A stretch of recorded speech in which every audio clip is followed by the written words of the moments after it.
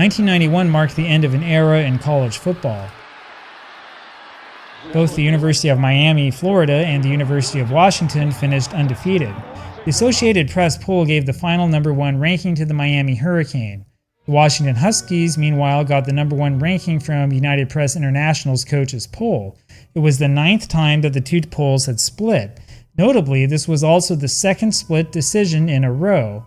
And the fallout was the creation of something called the Bowl Coalition in hopes of guaranteeing a number 1 versus number 2 matchup at the end of every season.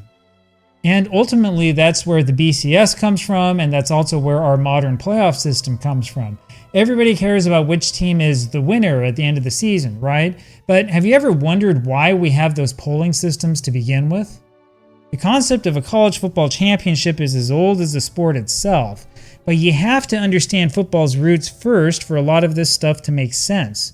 Football, like soccer, hockey, and a bunch of other sports, originally came from the old English schoolyard versions of football. A handful of schools played the sport going back to at least the early 1800s, if not earlier. Each school developed its own set of rules, and play between schools was basically done on a contractual basis, including an agreement as to which rules should be used. If you're geeky about sports history like some of us, you should already know that soccer in England actually had a free catch back in the early 1860s, so this was an old rugby concept. Also, up until sometime in the early 1860s, you had to kick the soccer ball between the uprights to score the goal, which was actually similar to rugby. Remember that the next time somebody tells you that soccer is the real football. Actually, American and Canadian football are a lot closer to the original version of the sport. As you already know, college football was born when Rutgers played Princeton in 1869.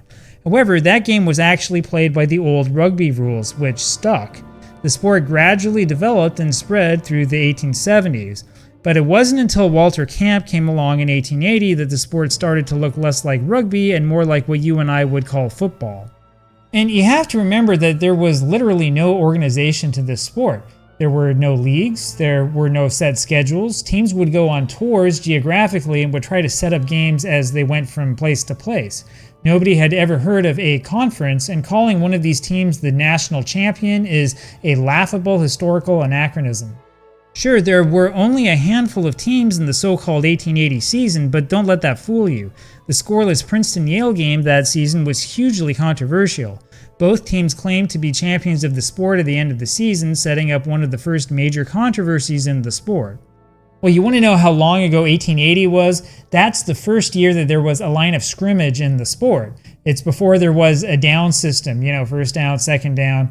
That was part of the problem with the game in those days. Both teams would simply hold on to the ball for play after play when they had possession. It was a massively different sport back then. Of course, the sport evolved and improved over time. To combat the growing violence, football adopted the forward pass in 1906. Within a few years, the old T formation slowly gave way to the single wing.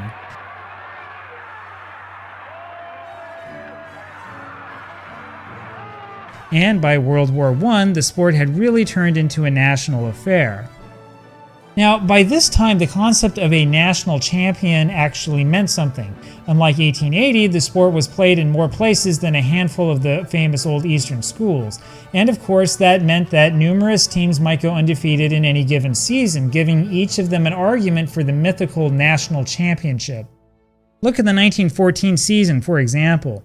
The mathematical polls listed in the NCAA record book will tell you that Army, Illinois, and Texas all had been selected national champions. Army was dominant that season, scoring 219 points and giving up only 20 in its 9 victories.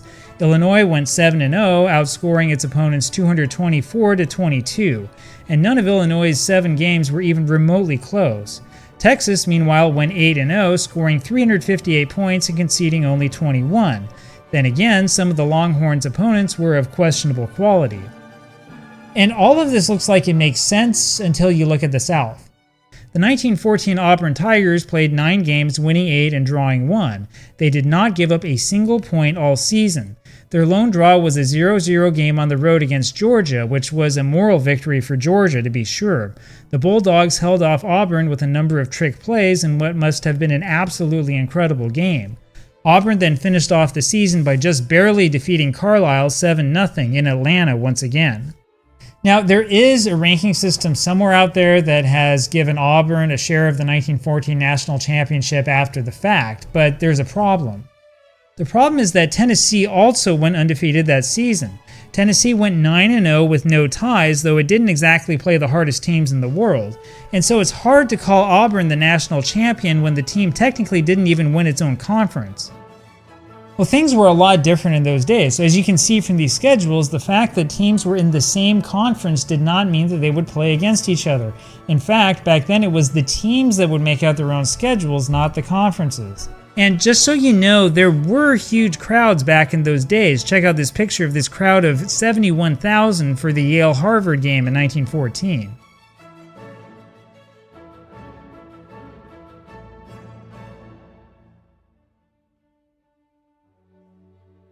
Over time, fans started to clamor for at least some system to determine a champion. For example, you can find major newspaper articles with really primitive rankings for the teams of 1914, though there's a major bias in favor of the old-time schools. I don't think anybody these days would argue that Harvard was actually the best team of 1914, for example. However, if you look at Harvard's strength of schedule, I suppose they might have an argument. But you'll notice in these rankings that those teams I just mentioned, Army, Illinois, Texas, Auburn, Tennessee, they're all absent. And this headline says it all. The top teams simply did not play each other. And if you're curious, there was no Rose Bowl in 1914. Now that didn't come back around until January 1st, 1923. So how can you determine a national champion if the best teams never play each other? Well, that's the problem that the sport has wrestled with for decades. The first big scientific ranking system was the Dickinson system, designed by Frank Dickinson of the University of Illinois in 1925. The idea was to assign points to teams for beating other teams. You get 30 points for beating a team that finished the season with a winning percentage of 500 or better, and you would get only 20 points for beating a team with a winning percentage below 500. And if the game was a tie, both of the teams would split the combined points. You could theoretically then arrange the teams in order of points and see which one wound up on top. And it works in theory, that is, but the problem, of course, is that not all teams are created equal. It wouldn't be hard to suddenly become the national champion for playing other teams that had weak schedules in this system. Because those teams might have winning records, that would make your strength of schedule look better than it really is. This is also a problem with all modern systems that take strength of schedule into account. And so that's why people looked for a better system. And so in 1934, a new system was introduced. Rather than relying on arbitrary mathematical calculations, the Associated Press decided to simply poll the leading college football sports writers around the country. This poll was released on November 14, 1934. That was a few weeks before the season ended, and Minnesota was ranked first. Minnesota wound up going 8-0 that season. The highlight was clearly Minnesota's shutout victory against Michigan on November 3rd in front of a packed home stadium. Alabama, however, also has claim on a possible national championship for 1934. The Crimson Tide romped through a very difficult schedule very easily, and Alabama wrapped things up nicely by dominating Stanford in the Rose Bowl.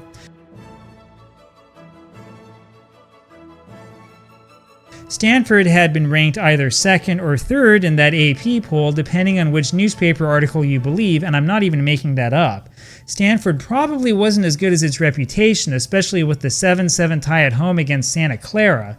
And there's another problem: the AP only conducted that single poll for that entire season. And even with that poll, the controversies continued. In fact, 1935 was even more confusing than 1934. Minnesota went undefeated again in 1935. This time they shut out Michigan on the road. However, Southern Methodist University also went undefeated in the regular season.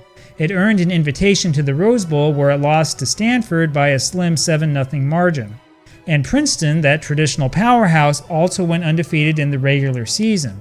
The highlight was a major 38-7 victory at the Yale Bowl to close out the season in front of a monster-sized crowd. In the end, the final AP poll concluded that SMU, Princeton, and Minnesota all tied for the top honor. 2 weeks later, the rival United Press issued a poll of its own with a more suitable ranking system. Minnesota finished first in the poll, just ahead of SMU and Princeton. And if you look at the final poll results, you'll notice some strange choices, including people rating undefeated Princeton as low as 10th. And that's where the polling system comes from. From that point on, polls of the so-called experts were trusted more than the mathematical rankings in the sport. Now, if you're like me, you're probably wondering why they didn't just get the best teams together at the end of the season for, a playoff. Well, the official excuse has always had something to do with the violence of the sport or the Christmas holidays, but of course that never prevented teams from participating in bowl games. The real reason is because the big money in the sport came largely from the major bowl games like the Rose Bowl. The Rose Bowl was designed to be an East meets West affair from the start, and its organizers were not interested in changing tradition for the sake of helping the papers determine a national champion. College basketball had its National Invitation Tournament, which started up in 1938. That's not long after all this college football controversy brewed up.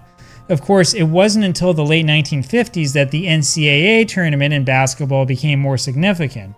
College football at lower levels also had a playoff as far back as the early 30s, if not earlier, and nobody complained about excessive injuries or violence there. Canadian football also had a playoff at that time, including in college, so there's no reason this couldn't have worked in the United States. It's really that the Rose Bowl and the other bowl games stood in the way of a sensible solution. And so we got these polls. They were inelegant and unscientific, sure, but they were still better than the formulas. And the polls are still with us today. Now, even though the seeding of the modern college football playoff will always be controversial, at least it gives some of the teams a chance to settle things on the field. I mean, it's not perfect, we'll never have a perfect system, but this is certainly an improvement over the way that things used to be.